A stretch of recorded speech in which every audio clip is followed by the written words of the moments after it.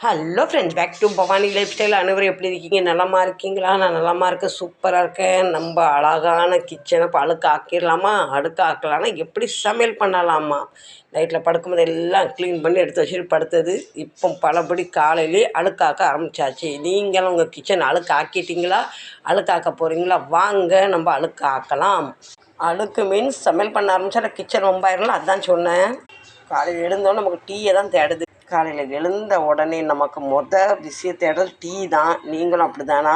சரி வாங்க, இந்த பாத்திரத்தை கவுத்திட்டு தான் இந்த இடம் க்ளீன் ஆகும்.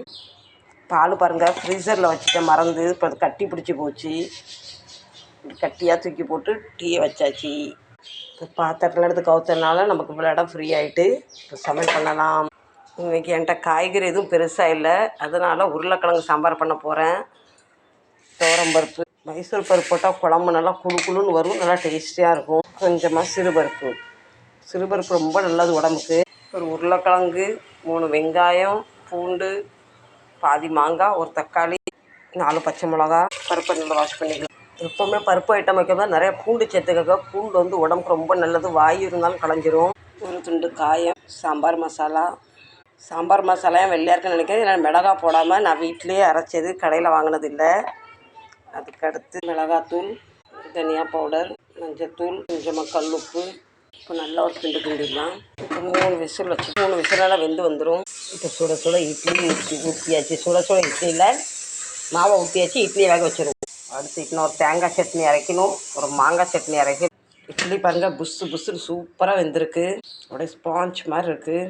இப்போ என் வீட்டுக்காருக்கு இட்லி வேண்டாமா, ஒரு தோசையை கேட்டிருக்காரு. ஒரு பெரிய தோசையை ஊற்றிடலாம். அவர் சொல்ல கூட எண்ணெய் ஊற்றி நல்லா முருவலாக பெரிய தோசை ஒன்று கேட்டால் ஒரு தோசை ஊற்றியாச்சு. இப்போ முருவலாக தோசையும் ரெடி, தேங்காய் சட்னி ரெடி, மாங்காய் சட்னி பேலன்ஸ். நம்ம சாம்பார் நல்லா போயிடுச்சு. கொஞ்சமாக புளி தண்ணி, கொஞ்சமாக மல்லிக்கீரை. சாம்பார் வேலை முடிஞ்சிட்டு. ஹோட்டல் ஸ்டைலில் மணக்க சாம்பார், தண்ணி சாம்பார் ரெடி. நம்ம வயிற்றை பற்றி நினைக்கக்கூடாது. நம்ம காக்காவும் அப்பப்போ கவனிக்கணும். காக்கா வந்து பிஸ்கட் எடுத்துகிட்டு போகிறாரு.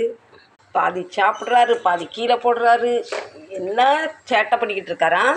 இப்போ கொஞ்சோண்டு சத்தான கொண்டக்கடலை வாங்க போட்டு என்ன தான் இட்லி, தோசை, பொங்கல், வடை சாப்பிட்டாலும் சத்தான பொருள் அப்பப்போ எடுத்துக்கணும்.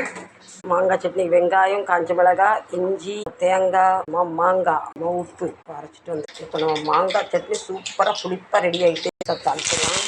உங்களுக்கு மாங்காய் சட்னி பிடிக்குமா சொல்லுங்கள். இப்போ அவ்வளோதான், சமையலும் முடிஞ்சு போச்சு, வீடியோ முடிஞ்சு போச்சு. வேர்த்து ஊற்று ஒரு வழி ஆக்கிட்டேன். சமையல் முடிஞ்சாச்சு. இப்போ எல்லாம் டிஃபின் கட்டணும். நம்ம இப்போ சமைச்சது எல்லாம் குழந்தைங்க வச்சாச்சு. இனி டிஃபின் பேக் பண்ணிவிட்டு நம்ம வேலைக்கு பெறப்படும். இப்போ நம்ம டிஃபின்லாம் பேக் பண்ணியாச்சு. மீதியெல்லாம் இங்கே வச்சாச்சு. இப்போ பிஸ்கி மாவு கொஞ்சம் பார்த்துக்கங்க, ரொம்ப கோபமாக இருக்கா, என்னை கவனிக்க